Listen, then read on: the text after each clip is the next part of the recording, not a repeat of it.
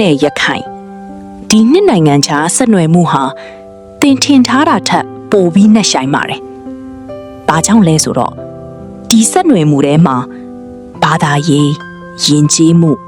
စစ်ပွဲတွေနိုင်ငံရေးအာဏာတွေတောင်ပါဝင်နေပါတယ်။ရခိုင်ပြည်နယ်တစ်ဖက်မှာဘင်္ဂလားဒေ့ရှ်တစ်ဖက်မှာမြန်မာပြည်အလဲပိုင်း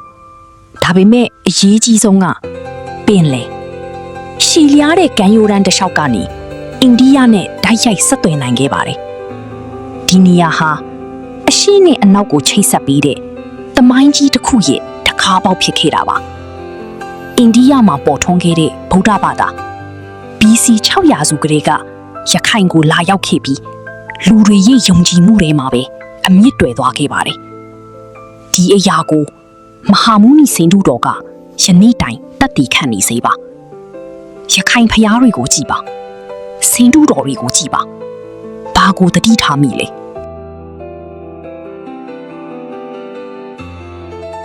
ကန်ဒါရာ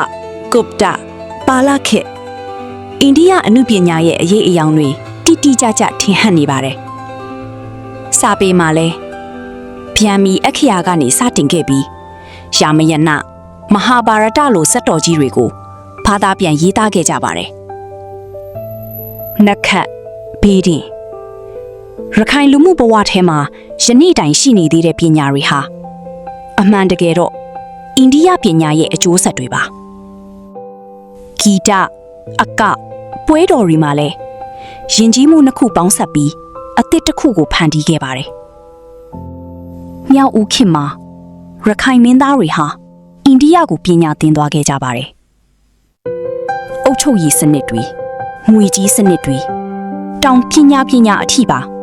အိန္ဒိယရဲ့တက်ရောက်မှုကိုရှောင်လွှဲလို့မရခဲ့ပါဘူးဒါပေမဲ့သမိုင်းဆိုတာဟာမျက်နှာတစ်ဖက်ထင်မဟုတ်ပါဘူးဆက်နွယ်မှုရှိတဲ့နေရာမှာမုန်းတီးမှုလည်းရှိတတ်ပါတယ်ရခိုင်တပ်တွေဟာပင်လယ်ကိုထိန်းချုပ်ပြီးဘင်္ဂလားပင်လယ်အော်ကိုအာဏာတက်ရောက်ခဲ့တဲ့အချိန်မှာတပ်ကားစစ်တကောဒီနေရာတွေမှာစစ်ပွဲတွေပြင်းထန်စွာဖြစ်ပွားခဲ့ပါတယ်အထူးသဖြင့်မဂိုးအင်ပါယာခေတ်အော်ရန်ဇက်နဲ့ရခိုင်ဘရင်စန္ဒသုထမတို့ကြား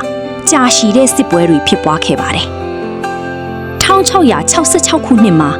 စစ်တကောကိုလက်လွတ်ခဲ့ရပြီးဒါဟာရခိုင်သမိုင်းရဲ့အရေးကြီးဆုံးအချိုးအကွေ့တစ်ခုဖြစ်ခဲ့ပါတယ်အဆုံးမှာတော့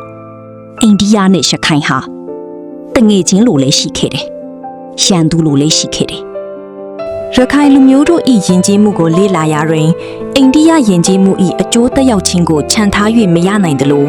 အိန္ဒိယယဉ်ကျေးမှုကိုလေ့လာရရင်လည်းနေမြေချင်းထိစပ်နေသောရခိုင်နှင့်ဆက်နွယ်မှုများမှပြန်လည်အကျိုးသက်ရောက်မှုတို့ကိုခြံထား၍ရမည်မဟုတ်ကြောင်းရေးသားတင်ပြလိုက်ရပါသည်